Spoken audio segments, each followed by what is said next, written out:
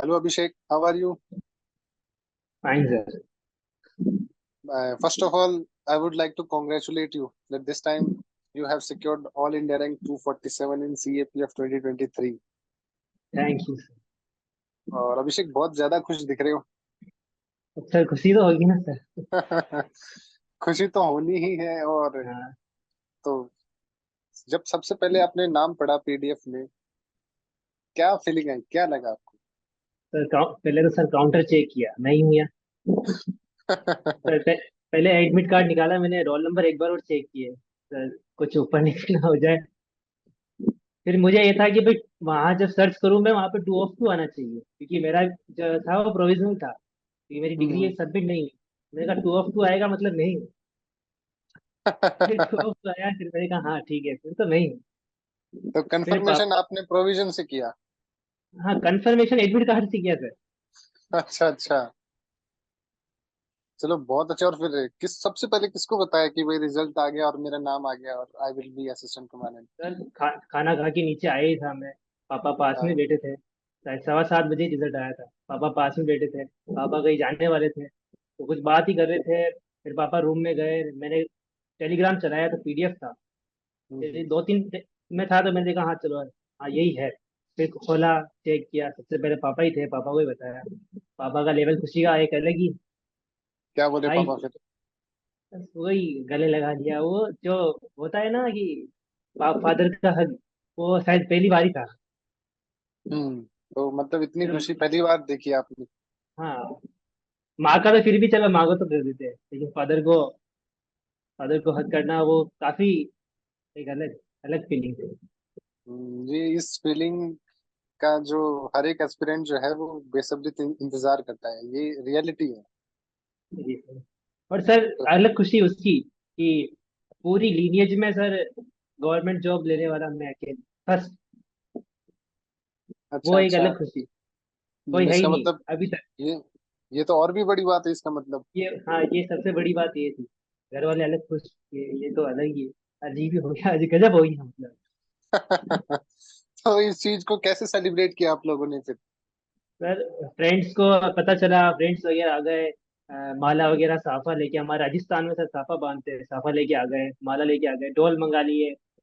फिर सर जुलूस निकालते, जुलूस टाइप में सब मैं भी फ्रेंड्स ने ही कर राजस्थान का दिया। ही हूँ। अच्छा। हाँ। हाँ, तो यही चला सर। राजस्थान में, अपने यहाँ राजस्थान में एक कल्चर है कि जब भी कुछ बढ़िया काम होता है और अच्छा काम होता है तो अपन स्वागत साफा पहना के ही करते हैं और माला पहना के करते हैं। सर तो सर, पिछले दस साफा दिन से साफा पहन रहा हूँ तो घर में बहुत सारे साफे इकट्ठे हो गए होंगे आपके मैं। तो। कभी कौन कहाँ बुलाता है, जैसे सर यहाँ के प्रधान सरपंच ने बुलाया, उन्होंने पहनाया। पुलिस स्टेशन में बुलाया था तो जहाँ जाओ वहाँ साफा ही पहना रहा। तो कहाँ के, मतलब राजस्थान में कहाँ के रहने वाले हो, कहाँ पर आपकी एजुकेशन हुई है? सर मैं भीलवाड़ा जिले का रहने वाला हूँ, जिसमें कोटड़ी कस्बा है छोटा सा, वहाँ का रहने वाला हूँ। मेरी जो सर प्राइमरी एजुकेशन थी वो सर ये कस्बे में ही हुई थी, यहाँ पे गांव में ही। उसके बाद मैंने भीलवाड़ा से 9th to 12th वहाँ से करी। उसके बाद सर मैंने बीएससी बीएड किया है, integrated 4 year course. RI Ajmer से किया है क्या आपने? नहीं सर, JNVU से किया है, जोधपुर से। अच्छा अच्छा, जोधपुर से। फिर उसके जोधपुर से। बाद में, मतलब देखो आप बता रहे हो कि पहले हो आप जिसने जो है गवर्नमेंट जॉब जो है वो हासिल करी है। तो हाँ आपके मतलब क्या मोटिवेट किया आपको कि भाई मुझे इसी फील्ड में जाना है, मुझे ऑफिसर बनना है, क्यों नहीं आपने सर, दूसरी फील्ड चुनी? तो जाना तो यूनिफॉर्म सर्विसेज में था कि चलो यूनिफॉर्म सर्विसेज में जाएंगे।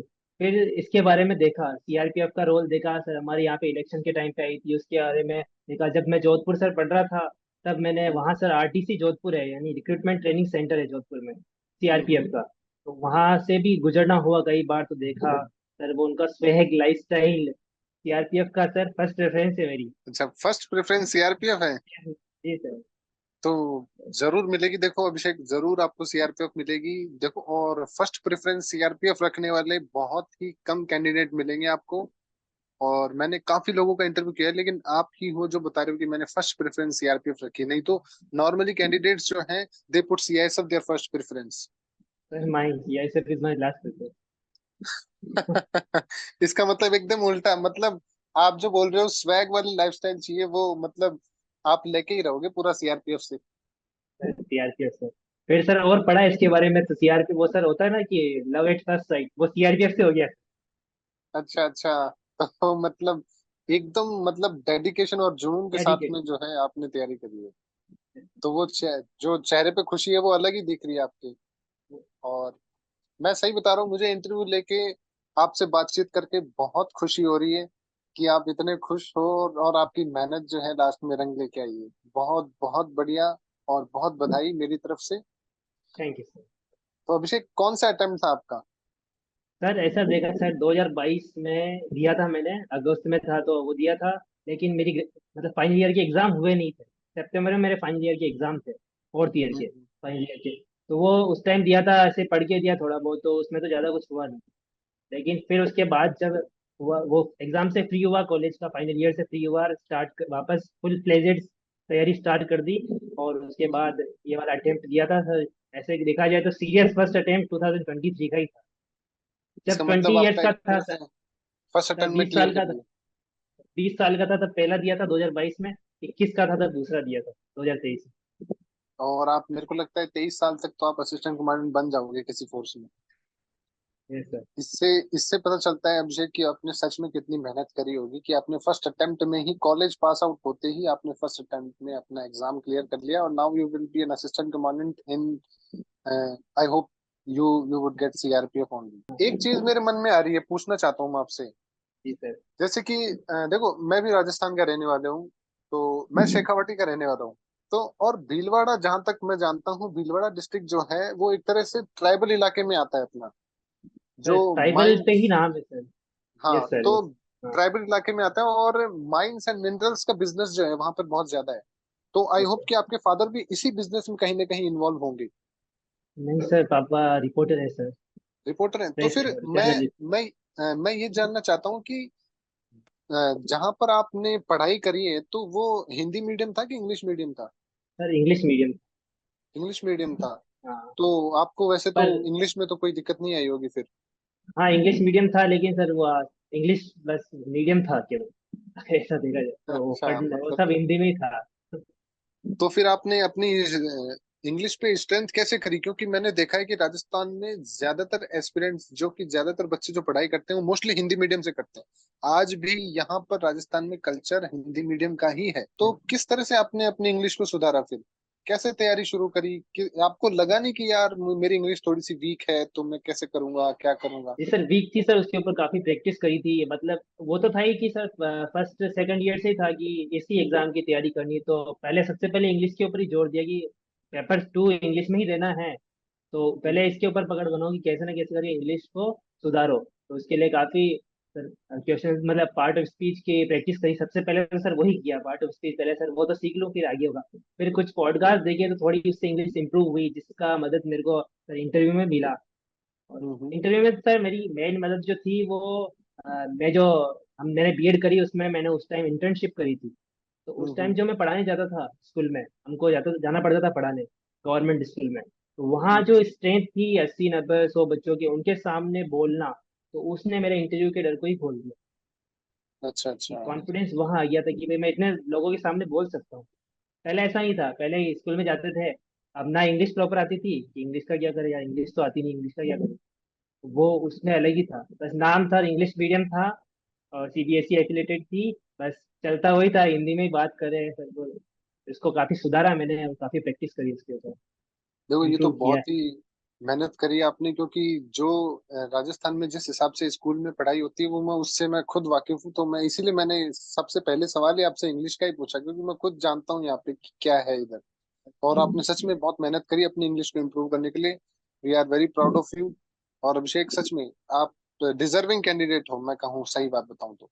है। थैंक यू सर, काफी तो हाथ रहा अभिषेक। है आपका किए थे ऐसी मेंटर्स का। जनार्दन सर तो सर बिल्कुल ऐसा था कि मैं, दूर नहीं है मेरे से, मतलब ड्यूटी हो कुछ भी हो, अब कॉल करना है सर, कोई प्रॉब्लम आ रही है, कॉल किया जनार्दन, फर्स्ट कॉल उठाएंगे।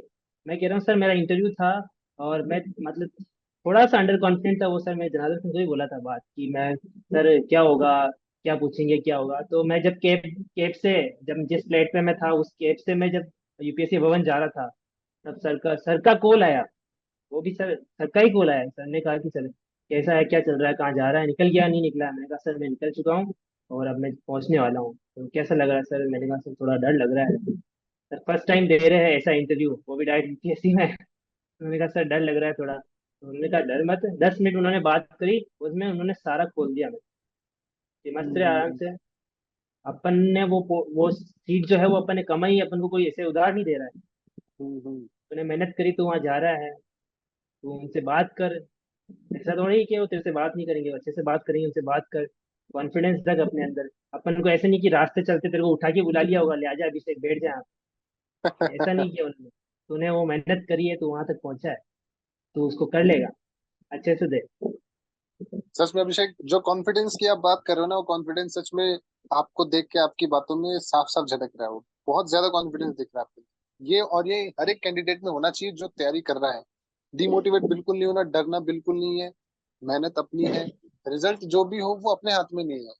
मेहनत है अपनी सिर्फ, और वो मेहनत आपकी दिख रही है, साफ साफ दिख रही है। तो अभिषेक है, आशीर्वाद है सर। ये आपकी मेहनत, सबसे पहले मेहनत है। आशीर्वाद तो फिर घर वालों का, दोस्तों का, साथ वालों का, सबका ही है।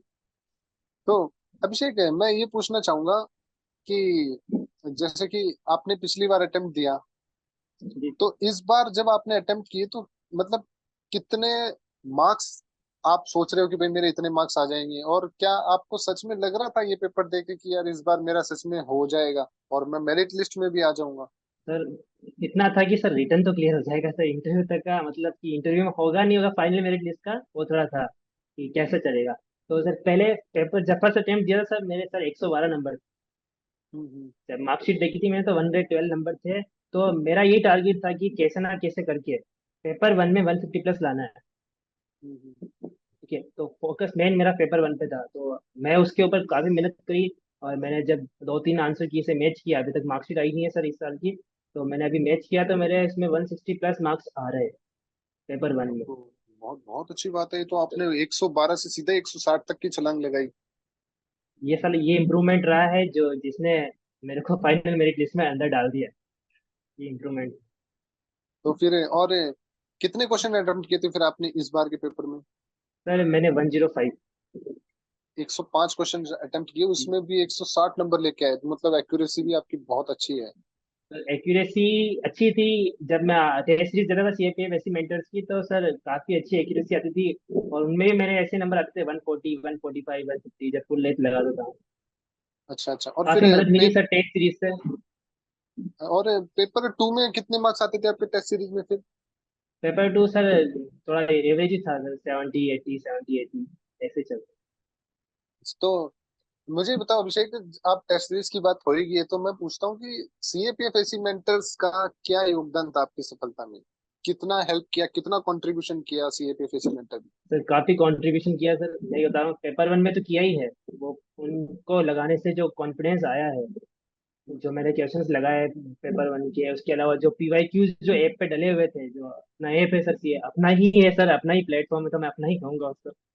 अपने प्लेटफॉर्म पे जो अपने डाल रखे हैं सर सीए पे वैसी मेंटर्स के, उसमें पीवाईक्यू उनको सॉल्व किए सारे जितने भी डले हुए हैं, तो सर उससे काफी ज्यादा मार्क्स में इंप्रूवमेंट हुआ। और सर पेपर टू में भी काफी योगदान रहा, जब मैं टेस्ट कॉपी डालता था चेक करवाने के लिए, तो काफी अच्छे फीडबैक आते थे कि ये वाली मिस्टेक है आपकी, इनका ध्यान रखो, इनका ध्यान रखो, तो उन्होंने वो काम मेरा एग्जाम में किया था। और सबसे सर जो इम्पोर्टेंट चीज थी थिंग, वो ये थी कि मेरा टाइम को उन्होंने मैनेज करना किए, भाई टाइम कैसे मैनेज करना है, कितने टाइम में पेपर को कर लेना है। सर से भी काफी बार बात हुई, सर ने कहा कि कोशिश करनी है कि भाई 250, 2 घंटे 50 मिनट के अंदर वो सारा पेपर हो जाना चाहिए। अपन को पूरे 3 घंटे नहीं देना है कि भाई 10 मिनट ऐसा रखना है कि भाई हो जाए, उससे पहले करने की कोशिश करनी है। तो वो ऐसे जो ये रिव्यूज थे कि भाई ये इंप्रूवमेंट कर अभिषेक, ये वाला कर, यहाँ तूने ये नहीं लिखा, फैक्ट डालना सीख, कुछ फैक्ट डाल यहाँ पे, कुछ डाटा डाल, भाई डेटा डाल की यहाँ डेटा ये डालना है, तो वो सर ये काफी मदद करा है। और ये इस वाले पेपर में तो सर दिखा ही है, क्योंकि सर पिछली बार तो सर 2021-22 वाले में तो कट ऑफ ही क्लियर नहीं हुई थी पेपर वन की, तो पेपर टू चेक भी नहीं हुआ था, तो इस बार तो तो सर फिर वो हुआ है। फीडबैक कैसा रहा था? सीएपीएफ मेंटर्स का फीडबैक बहुत ज्यादा मदद करी थी आपकी, आप बता रहे हो, तो क्या सर बिल्कुल फीडबैक था? मदद किस हिसाब से फीडबैक देते थे सीएपीएफ? सर, एकदम सर डिटेल बताते थे कि ये मिस्टेक है, ये किया, ये आपको यहाँ इम्प्रूवमेंट करने की जरूरत है। मतलब ऐसा नहीं कि लास्ट में जाके लिख दिया कि मैंने अगर पूरा ऐसे लिखा उसको चेक करने के बाद लास्ट लिख दिया, हर लाइन के ऊपर अगर मैंने लाइन में छोटी सी मिस्टेक रखी है तो उसको भी साइड में बताएंगे कि ये आपने ये वाली मिस्टेक करी है, आप इसको यहाँ इम्प्रूव कर सकते हो, ऐसा कर सकते हो। तो वो सर जो लाइन टू लाइन फीडबैक था, या मैं ऐसा कहूँ कि जो पैराग्राफ बाय पैराग्राफ फीडबैक था ना, उसने काफी मेरे को मदद करी है हर चीज में। तो मतलब एक प्रॉपर गाइडेंस के अंदर जो है आपने अपनी बहुत बढ़िया मेहनत करी है, और उसी की बदौलत देखो आप अपनी मेहनत की और प्रॉपर गाइडेंस के वजह से इस बार आपने फर्स्ट एक सिंगल अटेम्प्ट में ही आपने अपना क्लियर कर लिया। हालांकि फर्स्ट वाला सीरियस नहीं था, इसी को अपन काउंट करें तो ये फर्स्ट अटेम्प्ट ही था एक तरह से। और ये अभिषेक, ये मामूली बात नहीं है कि जहाँ से जिस एरिया से आप आते हो, जो विलेज बैकग्राउंड से आते हो आप, तो वो देखो ये बड़ी बात रहती है, और कहीं ना कहीं चैलेंजिंग रहता है एस्पिरेंट्स के लिए। सुविधा के अभाव भी है, प्लस गाइडेंस का भी अभाव रहता है कई बार उस एरिया में, और फिर माहौल भी तो नहीं है ना, क्योंकि आप बता रहे हो आप फर्स्ट पर्सन हो इस जॉब में आने वाले। तो ये खुद में ही एक बड़ी बात है देखो। सर फर्स्ट पर्सन हूँ सर गवर्नमेंट जॉब में आने वाला, पूरी नहीं है ये, वही नहीं है सर। गवर्नमेंट जॉब, और इस वो भी जॉब देखो gazetted officer. Gazetted officer direct sir, तो इसकी तो खुशी सर अलग ही है। खुशी सर घर वालों को ही नहीं हुई सर, पूरे गांव को हुई। जहाँ जाता हूँ कि ये नहीं कहते कि भाई घर वालों का नाम रोशन किया, ये कहते हैं सर गांव का नाम रोशन किया, जी जी, गांव को आपने जाने सच लगे। में अपने गांव का नाम, और मैं कहूंगा पूरे भीलवाड़ा का नाम रोशन किया है आपने, सच में। सर मैं भीलवाड़ा में सर जितना मुझे पता है, जितना मैंने लगाया है, सर मैं अकेला ही हूँ भीलवाड़ा। ये है, ये मैंने भी देखा था ये। हम्म। तो बहुत अच्छा है ये तो अभिषेक, कि आपने अपनी मेहनत अच्छे से करी, और देखो आपने बहुत बढ़िया तरीके से जो है इस जॉब में अपना अपना जो पद है वो हासिल किया है। तो बहुत बहुत खुशी हो रही है सीपीएफएससी मेंटर को भी, और मुझे बात करके भी सच में आपसे बहुत खुशी हो रही है। तो अभिषेक है, अभी अपन बात करते हैं पेपर वन को लेके, जो आप बोल रहे हो कि भाई सीधा आपने 112 से एक सीधा 160 तक की छलांग लगाई है। तो क्या चीज थी जिसने आपकी मदद करी है इतने नंबर प्राप्त करने में उस चीज। सर मेरा एक तरीका था पढ़ने का कि जो मैं बेसिक, सर वो बेसिक तो वही है जो एनसीईआरटी वगैरह जो है वो तो वही पढ़ना है, लेकिन मेरा एक तरीका था सर, मैं पीवाईक्यू सोल्व करता था। और यूपीएससी सर देती वहां से ही ये मतलब जो 2014 में जो जो ऑप्शन था उसका ही 2024 में उन्होंने क्वेश्चन बना दिया। अगर अपन ध्यान से अगर एनालिसिस करें तो अगर ये पता चलता है कि भाई वो ऐसे ही घुमा फिरा के इधर उधर का दे देती है, मतलब नए भी क्वेश्चन होते हैं लेकिन कुछ सेम रहते हैं। तो पीवाईक्यूज ने सर काफी मदद करी है। तो अगर मैं जब पीवाईक्यूज पढ़ता था तो जब मैं बुक जैसे चैप्टर पढ़ा, मैंने चैप्टर पढ़ने के बाद कोई चैप्टर पढ़ा, जैसे थीम वन का मैंने फर्स्ट चैप्टर पढ़ा हिस्ट्री में, तो उसके मैंने पीवाईक्यूज लगवा दिए कि ये पीवाईक्यूज है। मैंने सबको मतलब बांट रखा था कि ये इसका है, ये इसका है, वो सारी कॉपी बना रखी थी। और अगर मुझे लगता है कि भाई ये एक्स्ट्रा इन्फॉर्मेशन यूपीएससी ने इस क्वेश्चन में डाल रखी है, तो मैं उसको उसी चैप्टर की एनसीईआरटी के उसी चैप्टर के ऊपर जो सर हर पेज के ऊपर ऊपर और नीचे ब्लैंक स्पेस आता है सर, तो मैं वहीं लिख देता था उसको एक पॉइंट बना के कि भाई ये पॉइंट है, क्या पता कल को इसका क्वेश्चन बन जाए। तो ये सर काफी इस चीज ने काफी मदद करी है मेरी, ये हर सब्जेक्ट में मैंने किया है। तो पीवाईक्यूज ने सर काफी मदद करी है, और टेस्ट सीरीज ने सर कॉन्फिडेंस बिल्ड किया है। तो जो 112 नंबर जो उस टाइम आए थे, जितना मैं मतलब प्रिपेयर नहीं था, क्योंकि सर अगले ही महीने कॉलेज के एग्जाम होने वाले थे, और मेरी सर बीएड की इंटर्नशिप भी उसी महीने चल रही थी अगस्त में ही।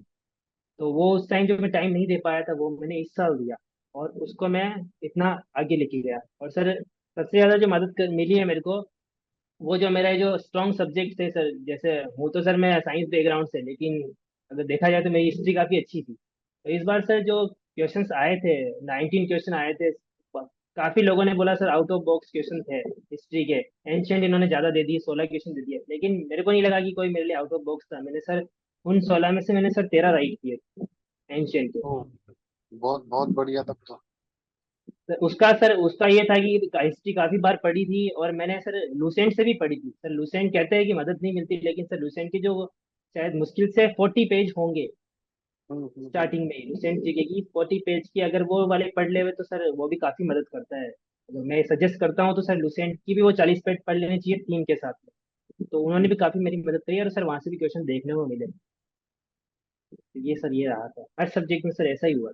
क्या तो लूसेंट मैंने सर हिस्ट्री के लिए ही प्रिफर, हिस्ट्री के लिए ही पढ़ी थी मैंने लूसेंट, और कोई सब्जेक्ट नहीं पढ़ा उसमें।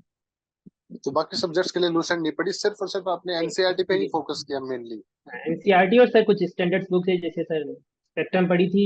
लेकिन वो सर मेरा ये कि सर अगर कॉस्ट बेनिफिट रेशियो ना हो तो उसके ऊपर ज़्यादा फोकस करने की जरूरत नहीं है। तो सर जैसा ट्रेंड देखा जा रहा था कि पिछले 3 साल से मॉडर्न हिस्ट्री के दो या तीन क्वेश्चन आ रहे थे, तो सर मैंने मॉडर्न हिस्ट्री के स्पेक्ट्रम के ऊपर, वो भी स्पेक्ट्रम से, तो मैंने स्पेक्ट्रम के ऊपर ज़्यादा जोर नहीं दिया। तो अच्छा वो अच्छा मैंने अच्छा। 2-3 बार पढ़ के जो इम्पोर्टेंट है, जिसमें जिसे पूछ रहे, जिससे वो रिवोल्यूशनरी वाले चैप्टर है तो उनके बारे में पढ़ लिया, रिलीजियस मूवमेंट वाले चैप्टर तो वो ज्यादा पढ़ लिया मैंने।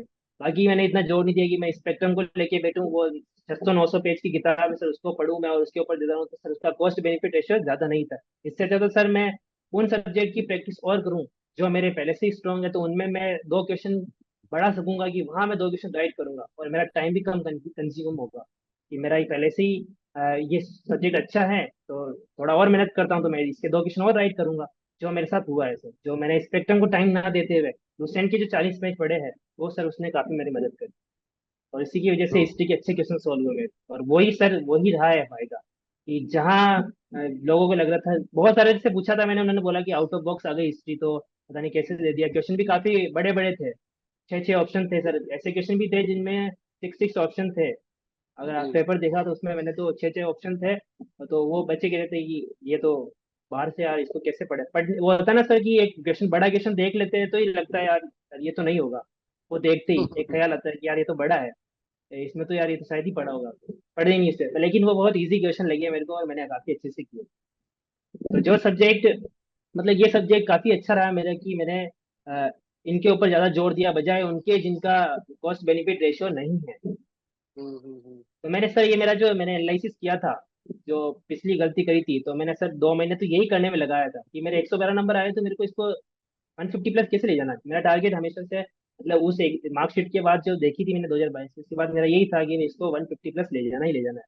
वो ले जाए कैसे, तो उसके लिए मैंने काफी पहले एनालिसिस किया क्या है, इकोनॉमिक्स कहाँ है। तो इकोनॉमिक्स सर उस लेवल की पढ़नी नहीं पड़ती है जिस लेवल की अपन सिविल सर्विसेज में पढ़ती है, सीडीएस में भी पढ़ते हैं, सीडीएस में भी सर थोड़ी सी लेवल की आती है, लेकिन यहाँ जो है आप माइक्रो और मैक्रो पढ़ के भी काम चला सकते हो 12th की, उससे भी हो जाएगा। और इस साल 5 या 6 क्वेश्चन आए थे और बन गए थे वो इसी से, उसके लिए कुछ ज्यादा करने की जरूरत नहीं थी। कोई क्या पढ़ रहा है सर, नितिन सिंघानिया पढ़ रहा है, मैं तो कहता हूँ कि सीएपीएफ के लिए तो उसकी नीड नहीं है।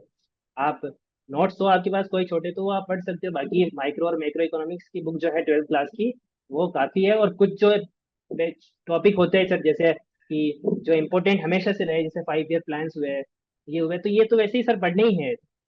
ये तो आपको पीवाई की देख के समझ में आ जाएगा कि ये तो पढ़ने ही पड़ेंगे। तो सर इस तरीके से चला, और यही सर इंक्रीज हुआ मार्क्स का, कि आप पहले सबसे पहले एनालिसिस कर लो कि हो क्या रहा है, यूपीएससी चाहता है क्या। आप खैर उसके लेवल तक नहीं पहुंच सकते हो, लेकिन आप थोड़ा तो पकड़ सकते हो कि हाँ भाई ये हो सकता है, इतना पूछ रहा है और ये पूछ सकता है। एक सर अनुमान लगा सकते हैं कि भाई ये पूछ सकता है, तो पूछे ना पूछे वो उनके, लेकिन वो सर पढ़ा हुआ तो कहाँ जाएगा, तो रहेगा हमेशा, तो ये जी रहा। बहुत, ये तो सच में आपने एक तरह से बहुत स्मार्टली अपने आप को प्ले किया है इस एग्जाम की प्रिपरेशन में। नहीं तो हार्ड वर्क तो देखो सभी करते हैं, तो अपने को थोड़ा सा यूपीएससी के पर्सपेक्टिव को देखते हुए यूपीएससी के कदमों पे चलना है, और तभी एग्जाम जो है ये क्लियर होगा। इसका बेस्ट एग्जाम्पल देखो आप ही हो, सच में, कि बहुत स्मार्टली आपने जो है इस एग्जाम को क्लियर कर लिया।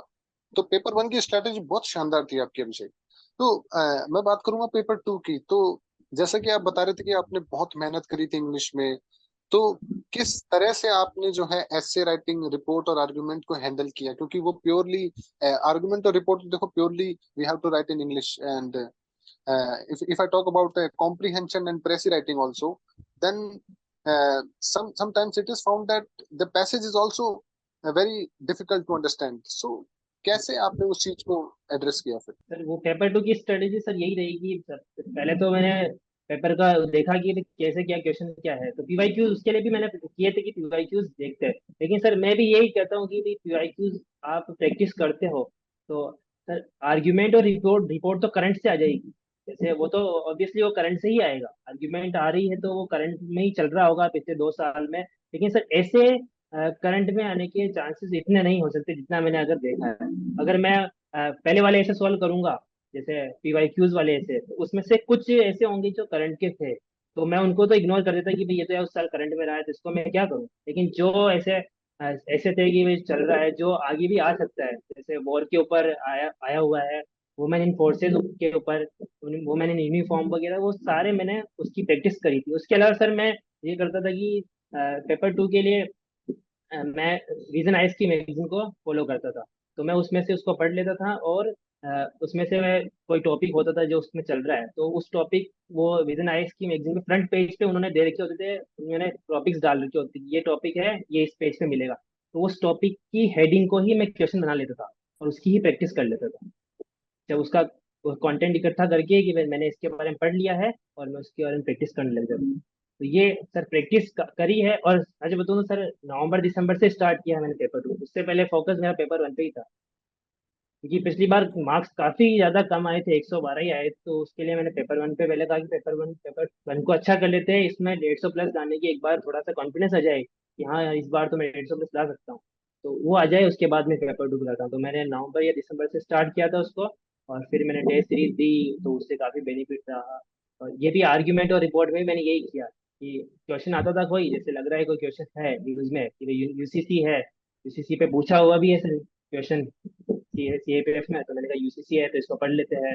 कोई दूसरा कोई आ रहा है तो उसको पढ़ लेते, तो ये अग्निवीर, तो इन सबको मैंने पढ़ा, इनकी प्रैक्टिस करी, जो हॉट टॉपिक थे ज्यादा ही हॉट जो चल रहे हैं उनकी काफी ज्यादा प्रैक्टिस करी। तो सर प्रैक्टिस का ही गेम है सर, बाकी तो आप कितना ही पढ़ लो ना, मैं पूरा पढ़ लूंगा तो उससे कुछ नहीं होगा, क्योंकि जब तक मैं उसको लिखूंगा नहीं तो मुझे आएगा ही नहीं कि मैंने लिखा क्या है। वो लिखना जरूरी है, प्रैक्टिस करते रहूं, प्रैक्टिस करूंगा तो आगे कुछ होगा। मैंने पढ़ लिया और मैं सोच लूं कि मैं पढ़ लिया और मेरे को वो याद रह जाएगा उस टाइम तक, तो वो भी नहीं हो सकता। और उसके अलावा सर प्रैक्टिस करना इसलिए भी जरूरी है कि आप अपने टाइम को मैनेज कर सकते हो, कि भाई कब सामने वॉच लगा दो और देख लो कि भाई ये टाइम चल रहा है, कैसे उसको मैनेज करना है, कैसे क्या करना है, तो उस तरीके से हो जाता है। तो यही मेन सर स्ट्रेटेजी यही रही सच में आपने जो है एक प्रॉपर वेल मैनर्ड वे में जो है तैयारी करी है, और सच में तैयारी करने का तरीका जो था वो बहुत अच्छा था। आपने हर एक चीज को जो है कॉस्ट बेनिफिट एनालिसिस के हिसाब से देख के उस चीज की प्रिपरेशन करी आपने, और यही देखो होना भी चाहिए अभिषेक।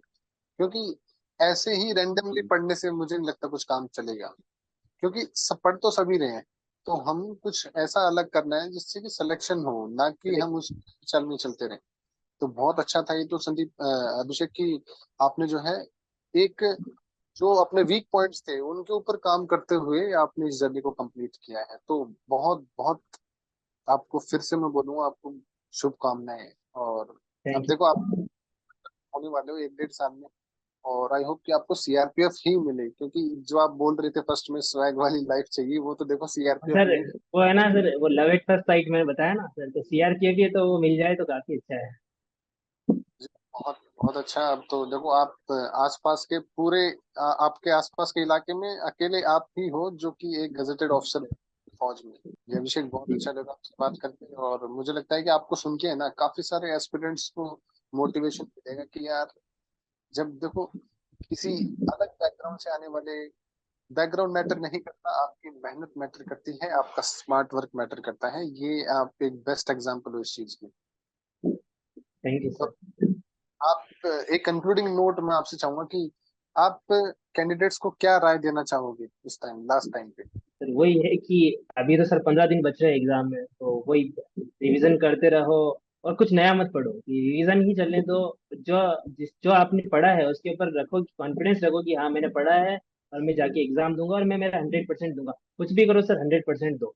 ये नहीं कि वहां सोच लिया, वहां एक क्वेश्चन नहीं बना और उसके ऊपर स्टक नहीं हो जाना, जैसे सर मैंने किया था कि मेरे को ऐसा था कि सर पेपर देखा, सर फर्स्ट क्वेश्चन ही नहीं आया, तो मेरा ये था कि मैं किसी क्वेश्चन पे रुकूंगा नहीं, क्योंकि टाइम मेरे को 2 घंटे ही है, और जो टॉपर बनेगा सर उसको भी 2 घंटे ही है, जिसका फाइनल लिस्ट में नाम है उसको भी 2 घंटे ही। तो मेरा ऐसा था कि मैं रुकूंगा नहीं, कि फर्स्ट क्वेश्चन नहीं आया तो मैं उसको अगले बार करूंगा, कि भाई लास्ट में जब वापस करूंगा तब करूंगा।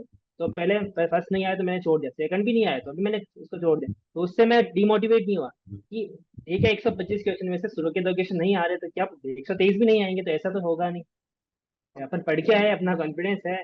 तो उससे मैं यही कहूंगा कि अभी जो एग्जाम देने जा रहे हैं कि उसके ऊपर स्टक मत होना, किसी भी क्वेश्चन के ऊपर आप आगे बढ़ते रहो। नहीं आएगा शुरू के 5 भी नहीं आएंगे, 10 भी नहीं आएंगे, मैं तो ये कहता हूँ, लेकिन क्या हम्म, पता कि अगले आपको 60 लगातार आने वाले हो। ये ये तो बहुत अच्छी बात बोली। देखो जब मैंने अपना जब सीरियस अटेम्प्ट मैंने लिखा था फर्स्ट टाइम, तो मेरे साथ यही हुआ था, शुरू के 15 क्वेश्चन मुझे नहीं आए थे। तो मुझे भी ऐसा ही हुआ था कि यार 15 क्वेश्चन ही तो नहीं आए हैं, बाकी बचे हुए अपने पास में 110। तो और मैं सही बताऊं, उन 110 में से 105 क्वेश्चन आ गए थे। तो वही है ना सर, ये इसके ऊपर किसी के ऊपर रुकना नहीं है कि भाई रुक जाए, नहीं, रुकने से काम नहीं चलता, आप आगे बढ़ते रहो। वो जो चलती का नाम जिंदगी है ना, और चलने चलता रहना चाहिए। आप वहां जाके रुक गए तो फिर वो कुछ नहीं होता, उसका आपका टाइम भी जाएगा और आप डिमोटिवेट भी होगे जो अलग, वो टाइम वापस नहीं आएगा। मतलब जो आपने 10 क्वेश्चन में आपने 15 मिनट खर्च कर दिए हो तो गए हो, तो अब आपके पास तो वो 1 घंटा 45 मिनट ही बच रहा है, और उसमें आपको सारे क्वेश्चन करने हैं। और सर दूसरी ये था कि मेरा सर, कि पहले मैं वो क्वेश्चन करता था जो मेरे को 100% आ रहे हैं, यानी कि मैं श्योर हूँ कि यार इसका आंसर ये होगा। फिर मैं चाहता था कि भाई जिसमें से मैं कुछ एलिमिनेट कर पाऊँ इसे, यानी कि दो ऑप्शन तो मैं एलिमिनेट कर पाऊँ। मैं सर 3 टुकड़ों में पेपर को सॉल्व करता था। फर्स्ट 100%, सेकंड जो था 50%, जिसमें 50-50 आ जाता था कि भाई दो ऑप्शन बच रहे हैं, फिर इसको दो ऑप्शन पे खेलो। फिर थर्ड में सर, थर्ड वाले में क्वेश्चन जब मैं सॉल्व करने लगता था वापस पेपर को, जो क्वेश्चन छूट चुके हैं मेरे, तो उनमें मैं ये करता था कि लॉजिक लगाता था कि हाँ यार ये तो हो सकता है, और उसमें मैं कोशिश करता कि मैं एलिमिनेट कर सकूं जितने ऑप्शन चाहूँ। तो सर वही रहता है सर, पूरा सर एनालिसिस कर रखा था कि अगर मैं से जैसे मेरे को 10 क्वेश्चन नहीं आ रहे हैं, ठीक है, और मैंने उन 10 क्वेश्चन को किया है, और 10 में से अगर मैंने 6 राइट कर दिए हैं, 6 रॉन्ग कर दिए और 4 राइट कर दिए, तो 4 राइट के तो सर मेरे को वैसे ही 8 नंबर मिल जाएंगे। हम्म। और यूपीएससी 3 रॉन्ग के 2 नंबर काटती है, तो 6 रॉन्ग के मेरे 4 नंबर कट जाएंगे, लेकिन मेरे 4 तो आएंगे। 8 में से 4 कर दिए तो 4 तो आएंगे, तो 4 का तो मेरे को फायदा ही हुआ ना, बजाय उन 10 क्वेश्चन को ना करने से। वो जो मैंने हम्म। क्वेश्चन किए हैं, तो ये भी सर इसके वजह से भी थोड़ा मार्क्स बढ़ा है। मतलब पेपर अटेम्प्ट करने का भी एक टेक्निक जो थी वो भी टेक्निक है सर।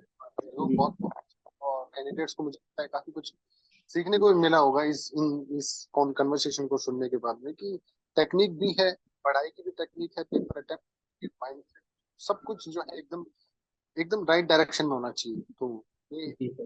बहुत बहुत बढ़िया ये आपकी जर्नी रही, और सच में सीएपीएफ एसी मेंटर जो है आपके ऊपर प्राउड है, और many many congratulations once again, और thank you we are, sir.